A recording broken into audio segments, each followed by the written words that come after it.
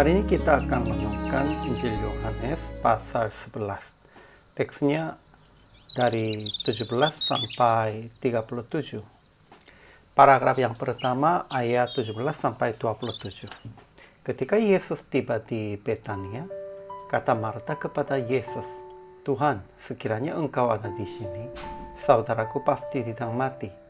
Namun Yesus berkata, "Akulah kebangkitan dan hidup. Siapa saja yang percaya kepadaku, ia akan hidup walaupun ia sudah mati."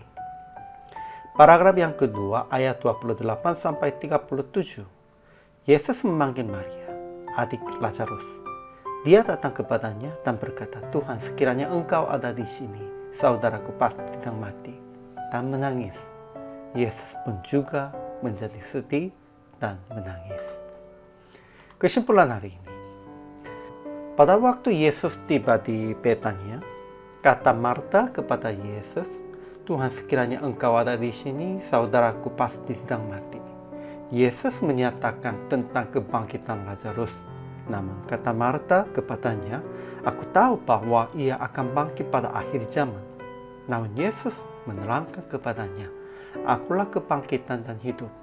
Siapa saja yang percaya kepadaku, ia akan hidup walaupun ia sudah mati." Kemudian Marta mengakui bahwa dia percaya Yesus sebagai Kristus, Anak Allah.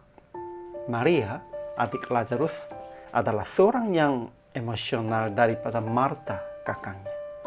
"Tuhan, sekiranya Engkau ada di sini, saudaraku pasti tidak mati."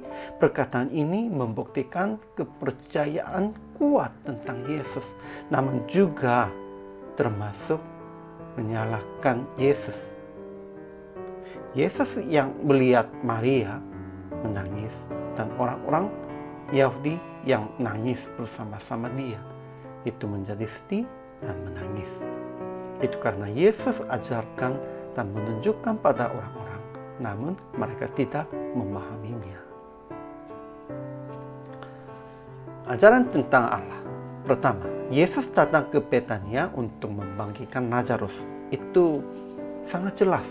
Kedua, Yesus berkata kepada Marta dan orang-orang di sana, "Akulah kebangkitan dan hidup. Siapa saja yang percaya kepadaku, ia akan hidup walaupun ia sudah mati. Walaupun sudah mati, pasti akan hidup." Dan ketiga, Marta mengaku tentang Yesus dengan kata, "Engkaulah Mesias, Anak Allah, Dia yang akan datang ke dalam dunia." Itu sama seperti pengakuan Petrus di dalam Matius pasal 16. Keempat, Yesus menjadi sedih dan menangis sebab Maria dan orang-orang di sana menangis bersama-sama. Yesus Kristus pun sudah merasanya sama seperti Maria. Yesus Kristus pun juga simpati dengan mereka. Ajaran bagi kita. Pertama, Marta dan Maria berkata kepada Yesus, "Tuhan, sekiranya Engkau ada di sini, saudaraku pasti tidak mati." Dua-duanya sama. Mereka cukup percaya Yesus. Namun, karena Yesus tidak datang, mereka berpikir, "Ya, sebab itu saudaraku sudah mati." Ya, ada juga hati ini. Kedua, Marta berkata, "Tetapi sekarang pun aku tahu bahwa Allah akan memberikan kepadamu segala sesuatu yang engkau minta kepadanya." Ya, dia sudah tahunya demikian itu. Namun tetapi ketika Yesus berkata, "Saudaramu akan bangkit," Marta berkata kepadanya, "Aku tahu bahwa ia akan bangkit pada waktu orang-orang bangkit pada akhir zaman." Ya, sebenarnya Marta pun karena sedang sedih, tidak berkata tentang perkataan sendiri. Yang kalimat yang pertamanya, dia sepertinya percaya akan bangkit Lazarus. Namun kalimat ke belakangnya, itu dia tidak percaya sekarang langsung bangkitnya. Hanya pada akhir zaman dia bangkit. Dalam kesedihan, dalam kesusahan, kita demikian itu. Sekalipun sendiri mengaku, itu kalimat depan, kalimat belakangnya tidak sesuainya. Dan itu semuanya karena emosional. Ketiga, orang-orang yang melihat akan Yesus menangis itu berkata, "Lihatlah betapa kasihnya kepadanya." Tetapi beberapa orang di antaranya berkata, "Ia yang memelekkan mata orang buta, tidak sanggupkah ia bertindak sehingga orang ini tidak mati?" Ya, di mata mereka lebih pentingnya tidak mati Lazarus. Ya, kita juga begitu. Lebih banyak tidak mati, lebih banyak tidak sakit, lebih banyak tidak dapat kesulitan.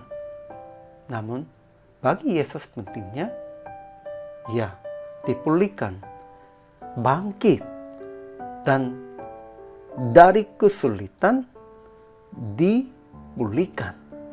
Ini lebih pentingnya bagi Tuhan dan bagi Yesus. Sehingga aplikasinya pertama, akuilah tentang Yesus sebagai Mesias, Anak Allah dan Juru Selamat kita. Kedua, percayalah kebangkitan dan hidup yang kekal di dalam Yesus. Sekarang pun juga, sekalipun sudah mati, kita harus percayanya Yesus Kristus mau pasti bangkit. Ketiga, menghibur orang-orang di dalam sedih sambil menangis bersama-sama. PR prakteknya begitu. Renungkan firman tentang Yesus, kebangkitan dan hidup, sampai sungguh memahami dan menerima. Dan menghibur orang-orang yang dalam duka dengan firman yang sudah renungkan. Di dalam kondisi COVID-19, banyak orangnya sudah mengalaminya duka. Namun kita juga harus turut duka citanya mereka, namun juga harus menghiburnya dengan firman. Itulah janji kebangkitan. Hari ini juga selama melayani, Tuhan Yesus memberkati.